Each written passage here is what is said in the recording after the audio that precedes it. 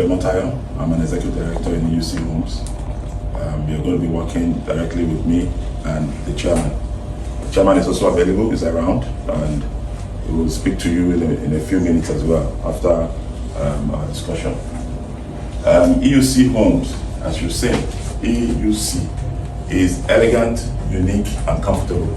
That's what it means, that's the acronym, EUC Homes. We're into site and service. Site and service. What is site and service? We sell land, basically. For now. In a few more, perhaps years from now, we're going to break out into now selling homes, which is where the homes comes in. Before you can build a home, you will definitely need the land. That's the number one thing. If you don't buy a land, you may not get a home. China is perhaps trying to build homes in the sky now. I don't know. So maybe they're not together. We're going to get to a point where we start building in the sky. So there's no land, or you just see the house hanging somewhere. I don't know how possible that would be, but when we get there, we'll cross that bridge. But for now, every home must be sitting on a land. So that's what we do first and foremost. We have a very large portfolio of landed properties acquired about 10 years ago. This year, EUC Homes will be 10 years old. And so we're expecting to have a very elaborate 10-year celebration. 10 years is not a small time. It's not very long too, but at least in the life of anybody, if you have a 10-year-old son or a 10-year-old child, you will know how that child will look like. It's going to be almost as an adult, definitely, basically. So 10 years this year, and you may be lucky to be part of that celebration if you happen to be part of the team that will emerge today. So now, the first thing we do is, I always like to give people the background information on, it's good to look for a job. Absolutely important, very, very necessary. We're all working. I'm working, he's working, they're working, all of us are working. But there's much more to looking for a job than what we normally see or what we always have, or the normal thing that is obtainable. And the reason why we look for a job is because we want to make money to sustain life. So what happens if we make money from other sources? Yeah. So not necessarily looking at salary. Salary is very stable, it's very okay, it's very suitable for many people. But there are other means that you can engage in and make legitimate money without necessarily having to work for somebody. You're working for yourself, so work is still involved. Now, the reason why we do that is because even as a staff of EUC, we expect that you will have that second stream of income coming in. That second stream of income is very, very important for everybody. If your salary is 300,000 naira a month, and you're making an extra 1 million every month to it, it makes a lot of sense, doesn't it? So here we present the opportunity to people to make that kind of income. So if you are applying for the job of a front desk and you're also getting involved with what I'm trying to talk about now, you can stand a chance of making, even if it's just 500K, 300K, in addition to your salary every month. I think it makes a lot of sense. You're not going to leave this place, you're going to be right here and you're still making that money. It's a very simple way. Or perhaps you will be applying for the post of an accountant and you're right there in the office every day, looking at figures, seeing people's money fly past up and down, 10 million, 5 million, 50 million, those are people's money. And you can stand the opportunity of making yours as well, just by sitting down in the office. You can also be part of that process. And I'll show you how we're going to do that today. Now, in EUC we have 3 categories of workers. We have on-site, which is you have to resume 9 a.m. in the morning to 5 p.m. in the evening. That's 9 to 5. We operate the American style here, 9 to 5. Most offices open at 8. The banks open at 8. House close at 4, close at 5, but we do 9 to 5. 9 to 5 is very important because it gives you enough time to prepare yourself at home before coming to work. And at 5 o'clock in the dot, if you want to leave, you're free to leave, as long as you're putting your quota for that day.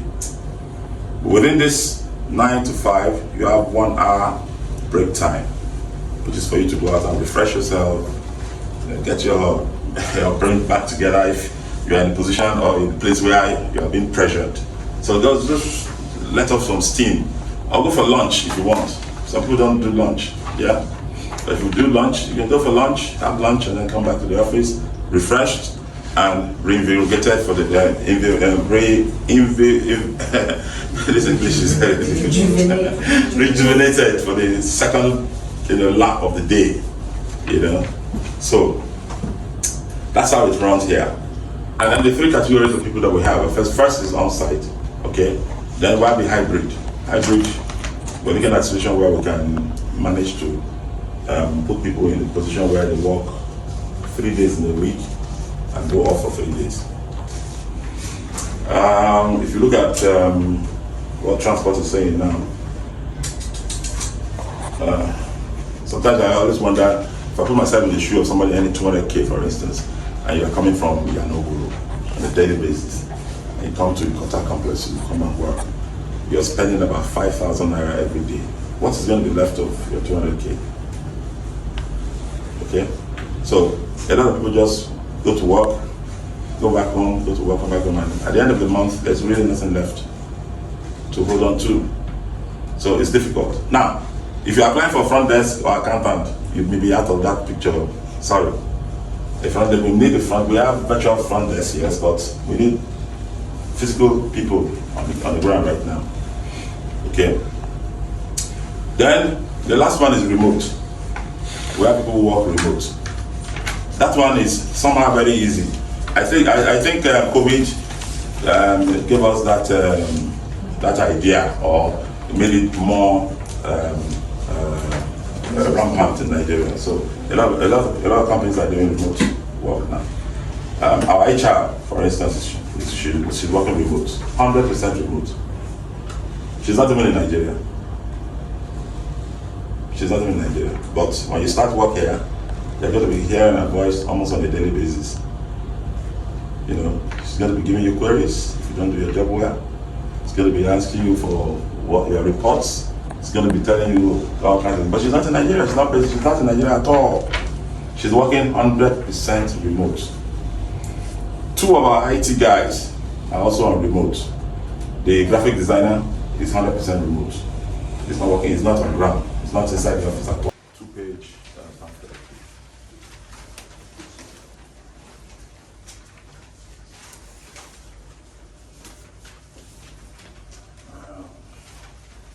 My glasses got broken yesterday, so I will not be able to read everything that I'll just skip from time to time.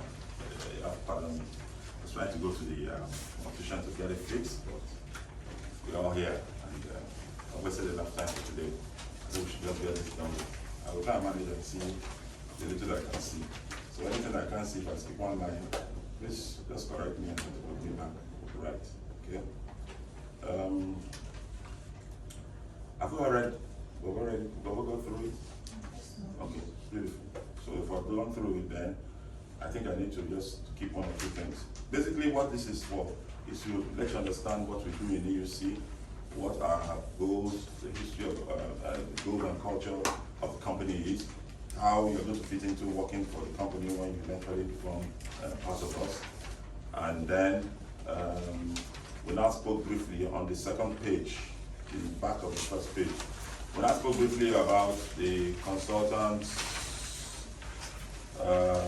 group that I was talking about earlier. So for all of us, everybody, once you're employed here, we expect that you are automatically going to be a consultant, which means you are going to have the opportunity to make money from the business that we do here.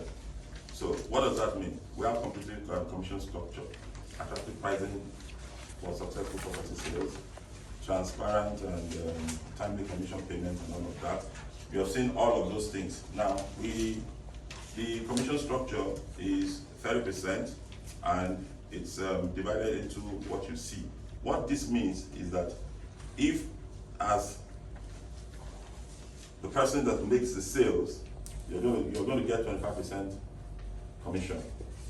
Now, I have bad news. Sorry. If you are a staff, if you happen to get employed in EUC and you become a staff of EUC, you're not going to get 25%. You're not going to get 25%, you'll get 15%. That's what we pay to staff of EUC.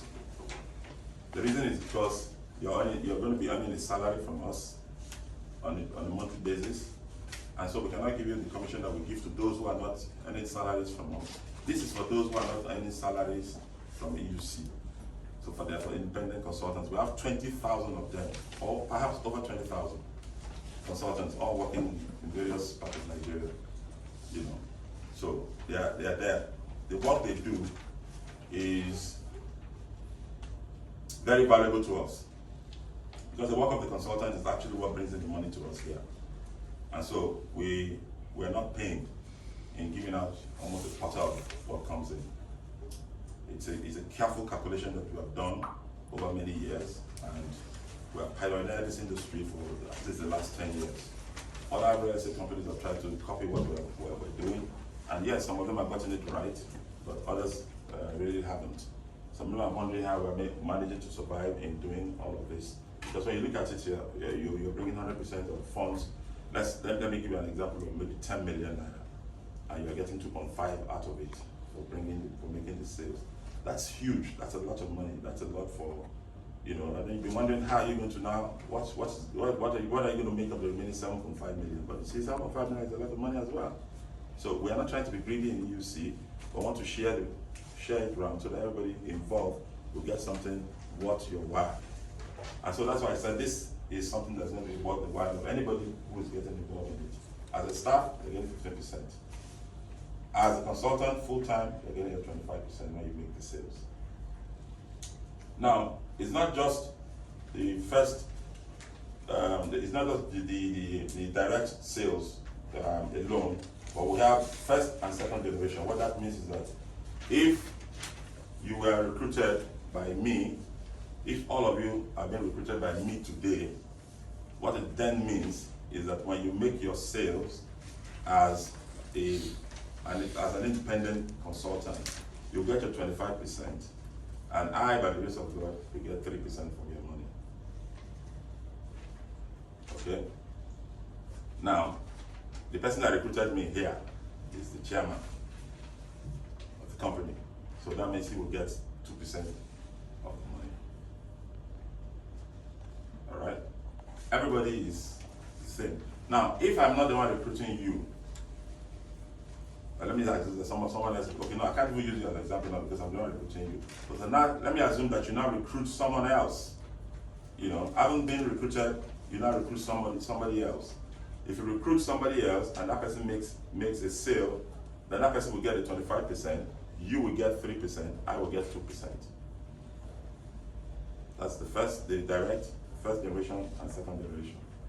So that is simple. It's simple. We don't want to elongate it and start bringing 15 people, 20 people, 30 people. You have to make 100 people before. No. It's just three. The direct first and second generation. That's all. So the line or the link continues to fall out like that as the chain advances. Now, for instance, I have said if you recruit somebody, that person gets 25%, you get 3, I get 2. Now, if that person recruits another person, the person recruits will get 25, he will get 3, and then you get 2. I am out of it. So I'm out of it. The generation has ended. I am out of that chain. But my prayer is that the people that I'm recruiting are the ones that are going to be making these sales so that I can be collecting my own. It's a business that you can do and go to sleep and money will enter in your account.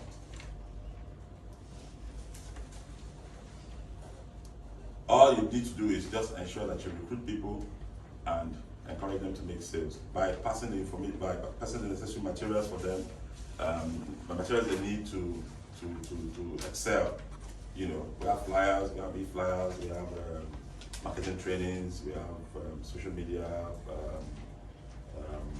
stuff that we need to pass on from time to time. So if you do that from time to time, you pass them on, and these people will see it, and then the job is done. So that's basically what it is. Okay. Then there are some other incentives that comes with it. Do I have incentive flyers?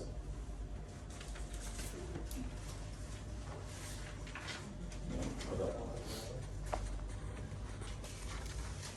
Yeah. Okay. Incentive flyers and that. Okay, yeah.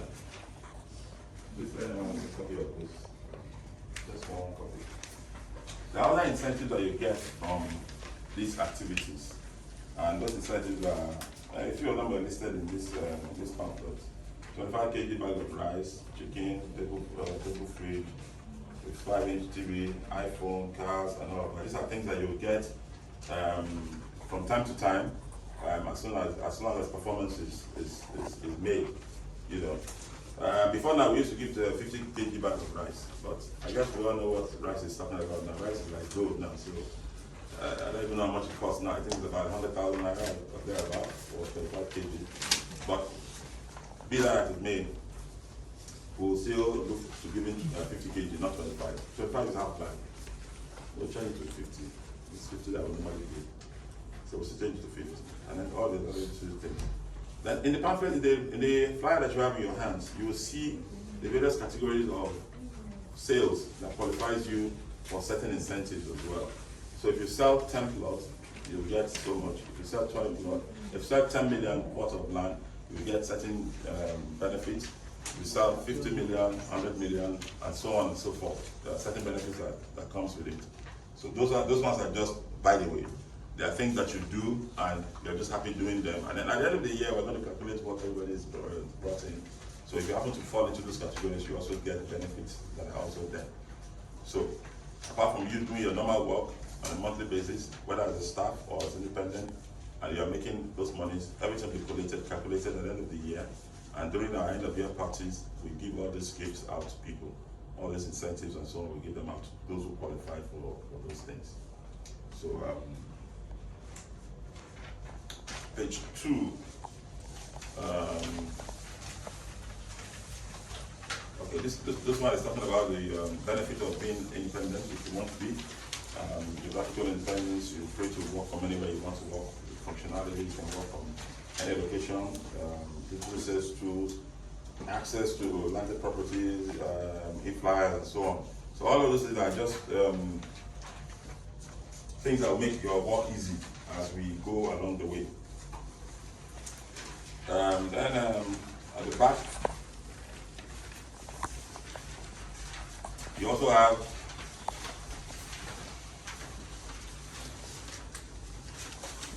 pretty much part of the incentives that come with what we're talking about.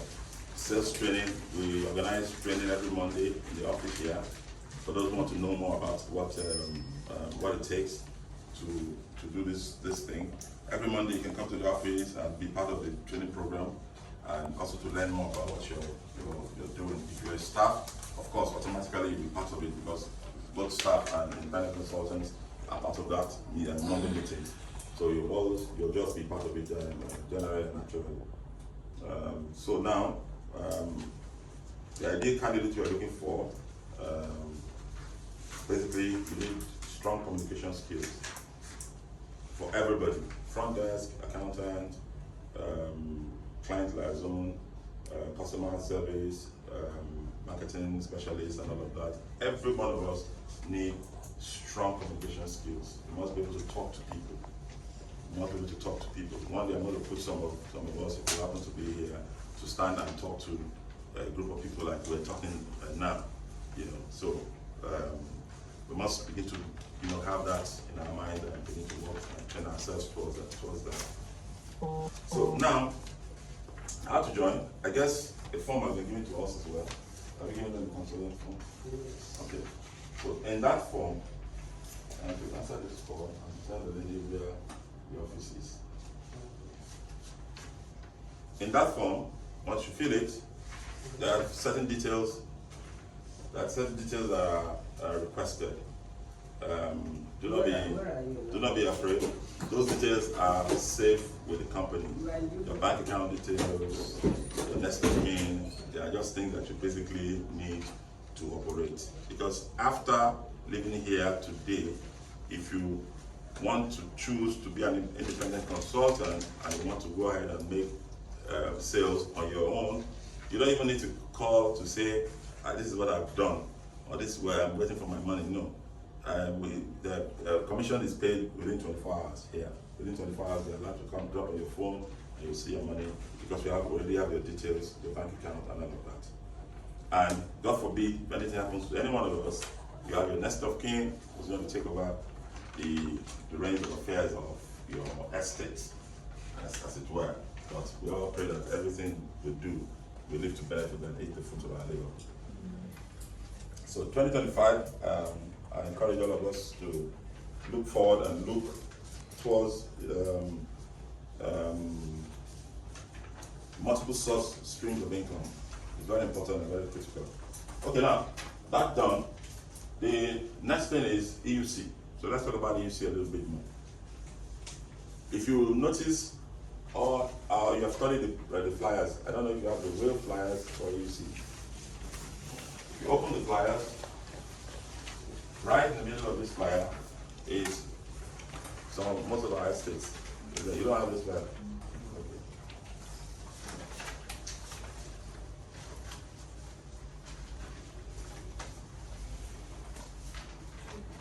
You have one there.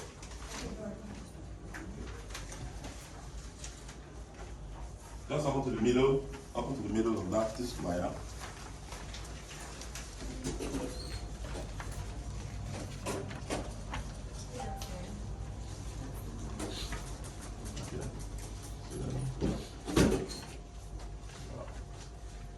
Good afternoon. Okay, let's go to the back of this. I'll be with you in a minute. All right. Okay.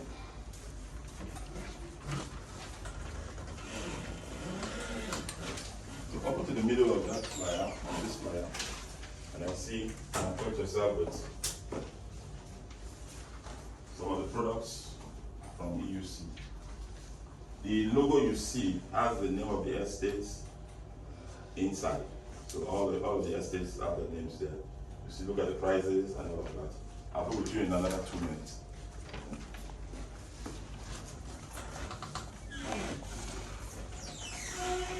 It's for a reason.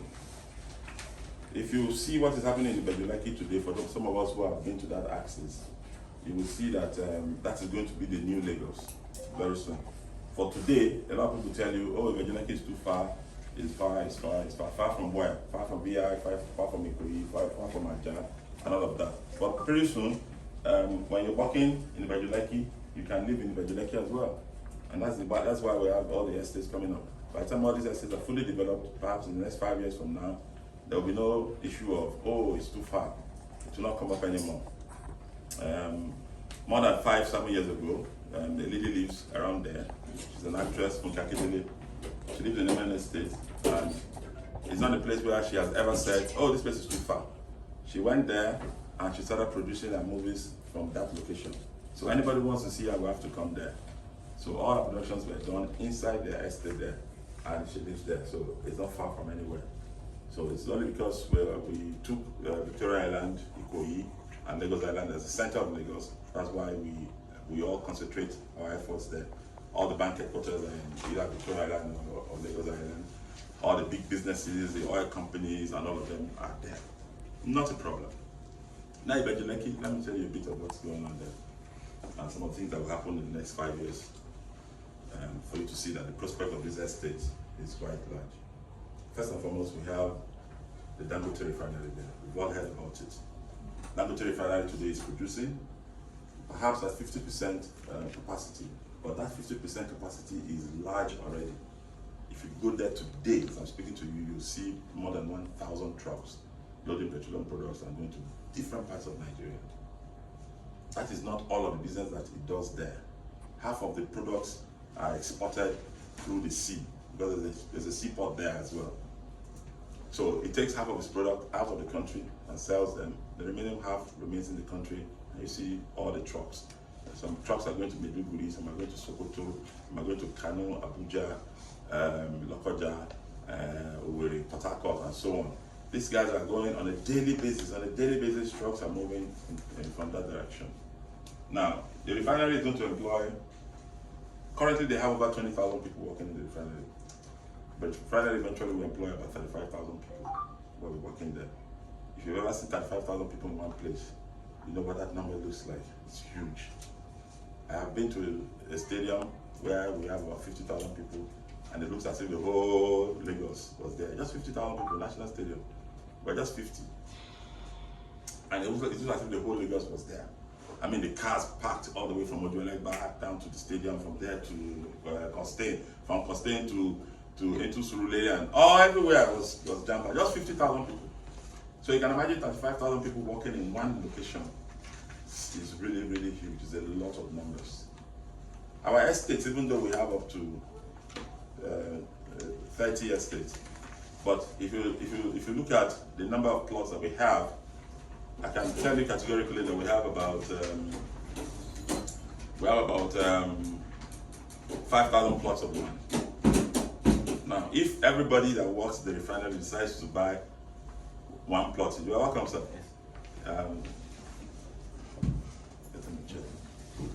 Okay, there's one chair there, you can sit on over there. If everybody decides to buy a plot of land, you can see that we cannot even give one plot to all the 5,000 people working in Dangote refinery alone, not to talk of other places. Now, even if I share the plot into half, and I say, okay, I'm not selling full plot, I want to sell half plots. If you sell half plots, you cannot give more than 10,000 people. And we're talking about 35,000 people. So where are the others going to get land? But yes, when you look at the way land is, not everybody is going to be able to buy land or want to buy land in that place. Some people would prefer, you know what, I don't want to buy. Let me just rent a place and that's it. You know, but that's fine. Now, I mentioned the seaport as well. So you have the Lekki Deep Seaport also there in that area. The Dangote refinery is there. The Lekki Deep Seaport is there. The seaport also, if you understand the makeup of that port, you will realize that that is going to be a major factor in pulling people to Lekki. Before now, for over 50 years in Nigeria, I don't know why, I don't know for what reason or how it happened, but we do not have a deep sea port in Nigeria, nowhere. What it then means is that for large vessels that are bringing cargoes into Nigeria, they've never been able to berth in Lagos. Apapa Port is not a deep sea port. It can only take small vessels. Well, when you see them, those small, what I call small vessels are actually very large. 10,000, 20,000, they're large when you see them, but they're actually small vessels. Because there are vessels that are over 100,000 metric tons, 150,000 metric tons, 200,000 metric tons. Those guys can never ever come near the shores of Lagos. Because once they enter that port, they're going to scatter everything. The port will disappear. That's how large those vessels were. So, what happened then? These vessels, before now, used to go and land in Cotonou and Lomé. For God's sake, our two neighboring countries. Lomé has a deep sea port. Cotonou has a deep sea port. The Cotonou port is just by the ocean. There is no draft, there is no inward control for them. They land on the sea, and the port is right there. Discharge the cargo. So all our large vessels in the last 50 years in Nigeria have been landing in Cotonou and Lomé. So what do? We now use small vessels to go and carry our cargo little by little and bring it into Nigeria.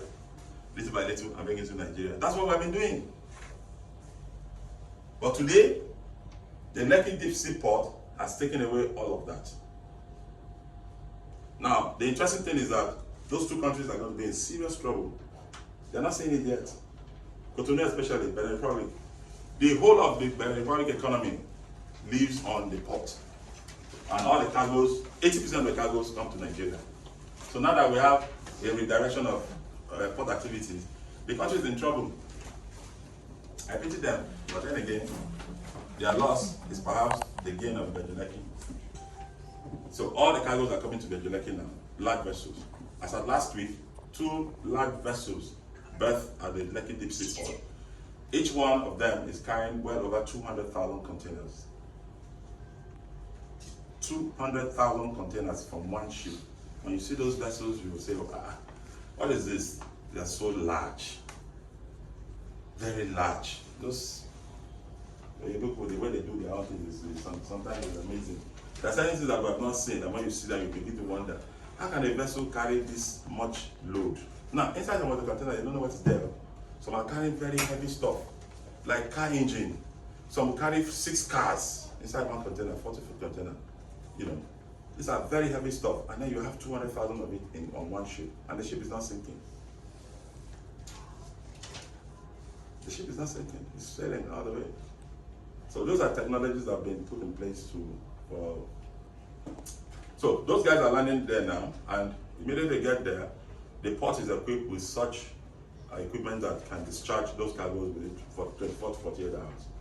200,000, before you know it, the whole thing is gone. And then you not see it, the ship will just sail and leave. So they're very happy about it. The technology at the Lekki Deep Sea Port is better than the technology they have in Lomé and Togo, in Lomé and Cotonou, put together. So it's a plus for us here. Okay? Now, they too are not operating at optimal yet, because like I said, about 2 vessels land in a week in Lekki Deep Sea Port now. They have the capacity to offload at least 2 in a day. If vessels are coming in, 2 vessels in a day, those large vessels, they can offload them. But for now, just 2 are coming in a week. So once the capacity increases, you can imagine what's going to happen. And when you go there too, you will see container trucks all over the place, carrying containers in and out, you know, to different parts of Nigeria, and perhaps even beyond Nigeria. Because the last time I checked, we had a bilateral agreement with Niger, Chad, and I think some part of Mali. These are landlocked countries. Nigeria's port supplies all their cargoes. So when you see container moving from Lagos to, say, Kanu, Maiduguri, Sokoto, they're not necessarily Nigerian cargo. Some of them are going outside of the country. They're going to Niger Republic, they're going to Chad, or they're going to Mali. They are landlocked countries, they don't have sea. So they have to rely on sea from somewhere close to them. And Nigeria is that country. So a lot is happening here that we're not seeing. So Lekki Deep Sea Port is going to be it's an international seaport too, if you can call it so, because cargoes going to other countries are betting there as well, just like the airport. And that brings me to the third thing I want to talk about, the Lekki International Airport. The airport is also within the Lekki, and that airport, I've seen the model. That airport is fashioned after the Dubai International Airport. The Dubai International Airport is a whole city. You cannot walk the length and breadth of that airport on foot. You will get tired if you do so. So you have to get on a scooter, or you must go around the whole of the airport. The airport is so large that you know, it's a whole city. That is what they are trying to build in Lekki there. The Lekki International Airport is going to start construction this year. All engineering drawings and everything is done. The groundwork foundation for the runway is also done. What is remaining is the building of the airport itself. That's the construction they're going to start this year. And by the time they start, I think within the next 24 to 48 months, they're going to complete the airport. That's 3 to 4 years from now. And then the Lekki International Airport will become operational. When that happens, that is when you will know what Lekki is about. Because at that time, you have a seaport, you have a Dangote refinery, you have an airport. The activities that are going to take place in that axis is going to be huge.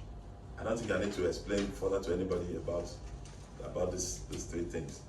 If you just open your mind to see the level of activity that will take place there in the coming years, it's huge. Now the 4th thing, and the last one, is the free trade zones. I said free trade zones because some people think it's only one free trade zone that's in Lekki. There are 2 free trade zones in Lekki. The first one is the Lekki Free Trade Zone, which belongs to the Chinese. The Chinese own the Lekki Free Trade Zone. They are operating it 100%. You don't buy land there in Naira, you buy it in dollars. They're selling land, very expensive, because they've done all their clearing, they've done everything there, water, light, everything is provided for. So just buy the land and build your factory, and then you can produce. The second one is the Lagos Free Trade Zone, the Lagos Free Zone. That one belongs to Lagos State government. Because the Lagos State government realized that if we leave the Chinese to do this, then they're going to benefit from all of the goodies that that's coming there. So they decided to set up a second free trade zone there. So there are two free trade zones in Lekki. Now, what's a free trade zone? A lot of people always ask, what's the big deal about it? The free trade zone is like the name sounds, is a free economic location where you can operate without paying taxes to the host country. So as a production factory, you're producing, your workers and you, the owner of the company, are not paying taxes to the federal government of Nigeria, because we see that location as not part of Nigeria. It's a free zone. So what then happens is that when you go there, you see custom stations there. And the people are wondering, what's a custom station doing at the free trade zone? Because the goods that you produce from those factories there now has to come into Nigeria. Are you getting me? They now have to come into Nigeria, then you pay your custom duties for those goods that you're bringing into Nigeria. So if you don't want to bring those goods into Nigeria, then you pay nothing. Because you can decide that everything that's produced in my factory, I want to export it. So you can take it out of the country and that's it. So you don't pay, it's a free zone. But you have the proximity of that zone being in the Lekki, and they can just bring some of your goods and say, okay, let me supply some into Nigeria, and then you can sell it into Nigeria by paying the custom duties for those categories of goods. So you go there, you see they are setting up long room there, custom long room, and everything is there already at the two free trade zones. So that when you're bringing your goods into Nigeria, you pay duties. But for what you call trade permits and all of that, you don't pay any of those things. Even your staff don't pay tax to the government, nothing. You operate, you trade free, you operate freely there. Whatever you bring into the country is free. You produce and then you now sell it out if you want to. But as long as you want to bring your products into Nigeria, then you pay custom duties for it. Those are the benefit of the free trade zone. So, having said that, I think we're going to the point where we should start breaking down into the interview session little by little.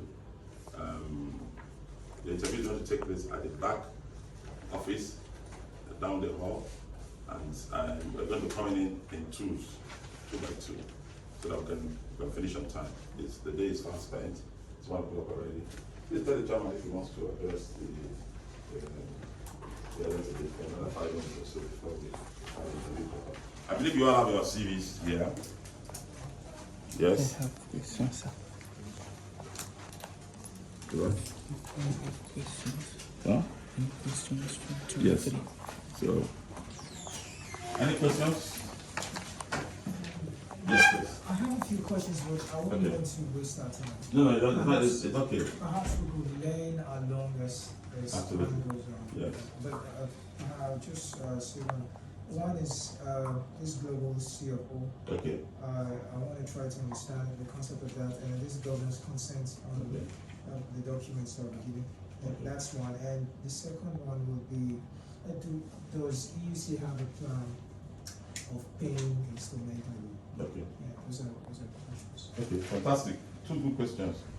Let me take the documentation part, the title part first. Now, Call in the next 2 minutes. okay. So the title of Global CFO is a CFO that is given to a large community or a large expanse of land or a large area. So it's not a 1 plot or 2 plot having that CFO. The CFO covers the entire village, the entire city, or entire geographical location that the land is based. And so what it means is that if you own a plot of land there, your certificate of occupancy is in the name of the global CFO owner, which in this case, if it's EUC, then it means your CFO is the name of EUC. You cannot get a CFO on top of the CFO. It means that you buying a plot of land in that place cannot get another CFO for that land. You cannot. What you can get will be a governor's consent. So that brings you to your second question, which is what is governor's consent? The governor's consent is a registered deed of assignment. A deed of assignment is the agreement that's given to you by the owner of the land when you're buying. So there's a provision for registering that deed at the land registry in Alausa. When that is done, the governor or his representative will sign as a witness to that transaction, or will consent to the transaction, which means the governor's consent.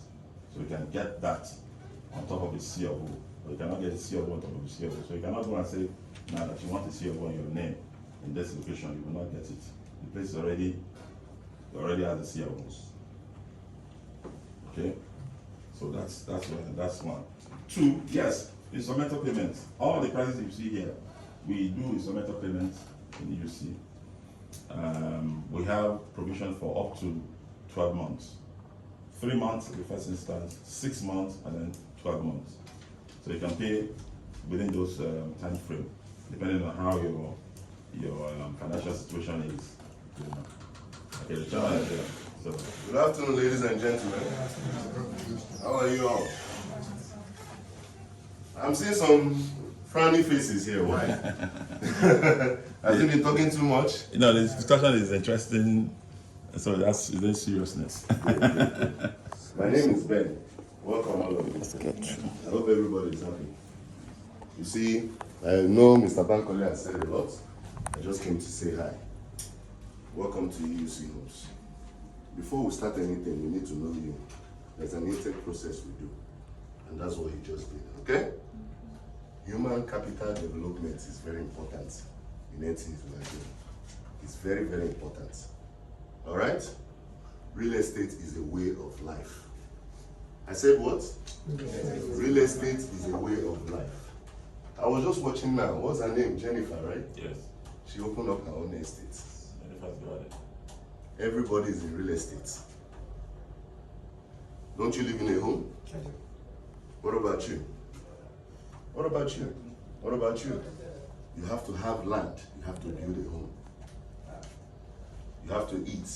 It's a way of life. So whatever industry that you are in, real estate is part of it. Right or wrong? Right or wrong, ladies and gentlemen? So some people will be hired today. And even if you are not hired, do not lose hope. Do not do what? Do not do what? You can work with us. You can earn commission. You can bring referrals. You can recruit. And you earn money. It is very, very important. See, the government can do little for us. Today, real estate is the third largest industry in Nigeria. It has overtaken oil and gas. And what does that tell you? That people are serious about it. Okay? I know Nigeria is a tough place to reside in right now, but it is our country. Is it not our country? And we must be proud of it. We don't have any problem. We don't have, it's inevitable. We must be proud of our country. All right, ladies and gentlemen. Even everybody that has jackpot, like they said.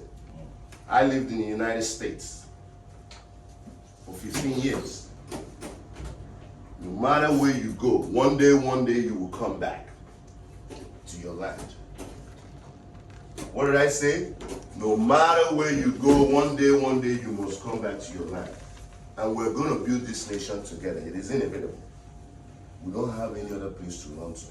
Like run to Israel, run to America, run to UK. Most of the people that jackpot today, the most places they want to go is not United States. Good. Can anybody tell me what the an American dream is? What do you know an American dream is? I know you've heard that word before, right? What is an American dream? Opportunities.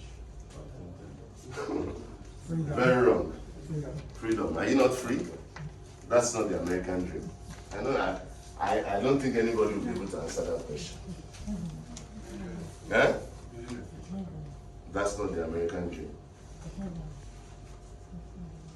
Okay, let me make it more interesting.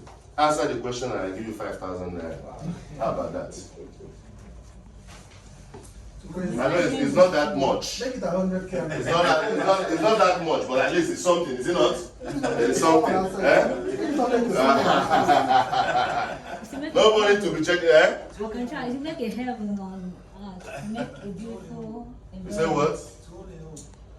Say what? Please, you owe him 5,000 naira. Did you Google it? I was watching him. So why didn't you answer it before? It was only for the price. I'll let you to increase. You see, the American dream is to own a home. That's what it is. A lot of us, some here, maybe we live with our parents, we live with our cousins, we live with our sisters or brothers. We own homes. Some do not. And if we don't, we should try as much as possible to get out of poverty and build financial freedom by owning a home. When you have that shelter, when you're able to eat and you have shelter, you have conquered a lot in your life. Even if you don't have a job, once you have home and you're able to eat, you have conquered a lot. Paying rent is very, very difficult. It's very, very what? Difficult. Like this place, we purchased this place. At the end of the year, we are not under pressure to pay rent. So, ladies and gentlemen, real estate is a way of life. Take it seriously. No matter the industry, no matter the discipline, no matter what you studied in school, you must still have to do with real estate in your life. So, I believe that some of us will be hired today. It is inevitable on that. But if you are not hired, still work with us. Still bring more recruits. Okay? When you bring recruits, you can earn up to 5%, 3%. When you sell, you can earn 25% on the product. All right? Smile. Okay? All right? All right, ladies and gentlemen. I wish you all the best. And after this whole process now, I believe we'll start with the interview process and go from there. Okay? Any questions, ladies and gentlemen? God bless you all. Huh? Thank you very much. Let's just sketch. Okay, no further questions, I guess. On the product, on the Bajilaki, on the interview, on EUC, on just about anything. Yeah? Okay, Mr. Gabriel. Yes. So you think